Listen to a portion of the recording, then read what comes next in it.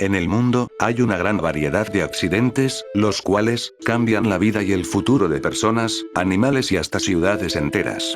A continuación, veremos el accidente radiactivo que marcó un antes y un después la ciudad de Pripyat. Comencemos. El accidente de la central nuclear de Chernóbil se produjo el 26 de abril de 1986. Fue el mayor desastre de la energía nuclear de la historia.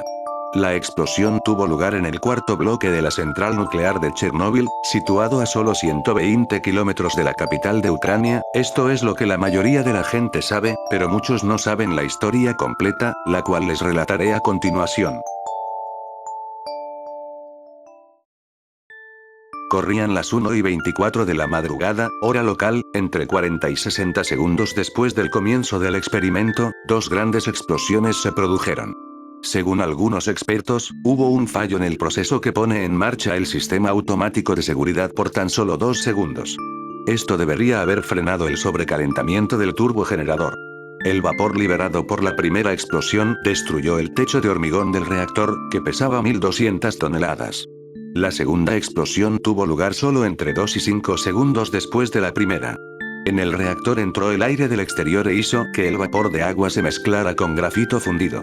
Según varias investigaciones independientes, la primera explosión era de tipo químico, pero la segunda tuvo más bien el carácter parecido a la explosión atómica de 0,3 toneladas, como si hubieran explotado 300 toneladas de dinamita.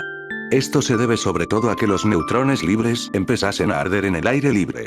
Según los testigos, la primera explosión tuvo un brillo rojo y la otra azul celeste. Después de esta se pudo observar la nube de hongo atómico encima de la nuclear. La investigación de la catástrofe fue concluida con la afirmación que el personal no siguió las normas de seguridad.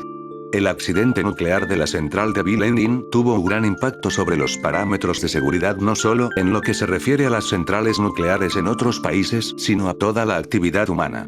Tristemente, hoy lo que se puede confirmar es que desde un reactor roto y sobrecalentado de la unidad 4 de la central de Chernóbil comenzó a evadirse la radiactividad que desencadenó en una inmediata y masiva contaminación de las áreas tanto cercanas como lejanas.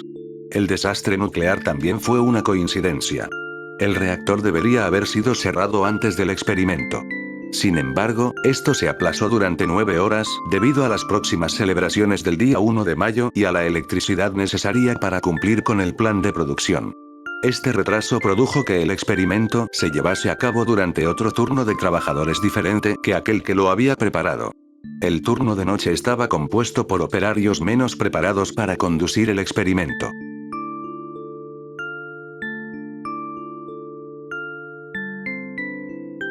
Después del accidente, no lo siguió una explosión nuclear. Ambas explosiones fueron térmicas. La radiactividad comenzó a emitirse fuera del cuarto reactor destruido e incendiado de la planta nuclear de Chernóbil, el cual contaminó el entorno tanto cercano como más lejano. El primer paso en la resolución del accidente nuclear de Chernóbil fue la extinción de la sala del reactor que estaba ardiendo junto al techo de la sala del turbogenerador.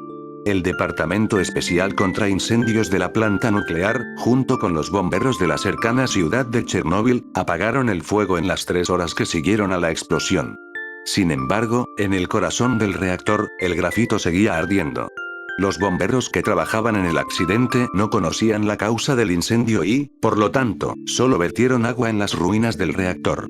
Esto agravó la situación y varias explosiones más pequeñas tuvieron lugar, junto con una contaminación radiactiva aguda. Para evitar que la radiactividad se propagara con posterioridad en el medio ambiente, se llenó el reactor con 5.000 toneladas de boró, dolomita, arena, arcilla y compuesto de plomo, lanzados desde un helicóptero que volaba sobre el reactor. Estos materiales liberados extinguieron el incendio del grafito y absorbieron los aerosoles radiactivos. 2 semanas después de la ruptura, los órganos oficiales soviéticos decidieron conservar el bloque entero que había colapsado en la planta nuclear en un sarcófago especial con un cuerpo de hormigón con su propio sistema de refrigeración. La explosión en Chernóbil expulsó sustancias radiactivas hasta la altitud de 1,5 kilómetros. A esta altitud, los vientos del sureste arrastraron la nube radiactiva a lugares tan lejanos como Escandinavia. La nube voló sobre Escandinavia y luego regresó a Ucrania de nuevo. Durante el día del accidente, la dirección del viento cambió hacia el oeste. La segunda nube contaminada voló a través de Polonia hasta Checoslovaquia y después a Austria. Allí, rebotó en los Alpes y voló de regreso a Polonia. Por lo que conocemos hoy en día, no hay lugar en el mundo donde las nubes radiactivas de Chernóbil no estuvieron presentes. Las nubes contaminadas volaron por todo el mundo. Los territorios más afectados fueron Ucrania y Bielorrusia, los cuales decidieron evacuar parte de sus países de forma permanente debido a contaminación del medio ambiente. En el proceso de contaminación, un papel importante fue desempeñado por el yoduro radiactivo. Este elemento tiene un período medio de desintegración corto y relativamente pronto después del accidente, de forma natural se descompuso en sustancias inofensivas. Hoy en día, la contaminación radiactiva se compone principalmente por sustancias tales como el estroncio y el cesio, estos tienen una desintegración de 30 años. Por lo tanto, van a seguir contaminando el entorno próximo durante varias décadas. Isótopos de plutonio y americio estarán presentes en el territorio respectivo probablemente por varios miles de años. Sin embargo, tienen un efecto de radiación insignificante para el cuerpo humano. La ciudad fantasma de Pripyat. Era una ciudad modelo del gobierno soviético, construida en 1870. Fue dirigido para los trabajadores de la planta nuclear a solo 3 kilómetros de la planta de energía nuclear. La edad media en la ciudad era, cuando ocurrió el accidente, de solo 25 años. Tenía todos los lujos de una ciudad moderna, estación de tren, puerto, hospital y un recinto ferial. Durante todo el día después del accidente de Chernóbil los funcionarios del Estado no advirtieron a los 50.000 habitantes acerca de la amenaza de la contaminación radiactiva. Tampoco se les proporcionó pastillas de yodo que ayudan contra la radiación. El accidente de la planta nuclear hizo que el nivel de radiación superase los niveles naturales en 1000 veces. La evacuación de Pripyat tuvo lugar el día después, la tarde del 27 de abril de 1986. Con el fin de evitar el pánico y que la gente tenga demasiado equipaje, a los habitantes se les permitió coger solo las cosas imprescindibles, así como regresar en 3 días. Aunque la verdad es que las autoridades ya habían decidido en aquel momento que la ciudad permanecería vacía para siempre. Durante la evacuación, se rescató primero a las mujeres y los niños. Había déficit de autobuses en esta parte de la Unión Soviética. Los autobuses, por tanto, vinieron de otras partes del país para evacuar a los 50.000 habitantes de Pripyat. La cola de autobuses tenía 25 kilómetros de largo, lo que significa que cuando el primero salía de Pripyat, el último ni siquiera podía ver las chimeneas de la planta nuclear desde lejos. Lo único que los habitantes no podían en ningún caso llevarse de sus hogares fueron los animales domésticos. Su piel podría contener el polvo radiactivo. Unidades especiales fueron establecidas para su extinción e impedir así que contaminaran el entorno. En menos de 3 horas, la ciudad estaba vacía. Y se quedará así para siempre. El 5 de mayo, se llevó a cabo la evacuación de las personas que vivían en la zona prohibida, 30 kilómetros de radio alrededor de Chernóbil. Hoy en día, se prohíbe la entrada en la zona, con la exclusión de aquellos que tienen un permiso o los ex-residentes que visitan los cementerios. Alrededor de 100 personas, la mayoría jubilados, viven en esta zona bajo su propio riesgo. Además, unos 300 operarios trabajan en un régimen especial para liquidar los restos de la planta nuclear que dejó finalmente de funcionar en el 2000. A la vez están trabajando en la construcción de un nuevo sarcófago, debería estar hecha en 2014. Pripyat es actualmente una ciudad fantasma. A pesar de que nadie vive allí, tiene su propia gracia y atmósfera. No ocurrió como con los pueblos cercanos, que fueron enterrados con excavadoras. Se recuerdan solo con carteles en la carretera con sus nombres y un mapa del pueblo. Pripyat, así como el conjunto de 30 kilómetros de radio de la zona restringida, está siendo vigilado por la policía y el ejército.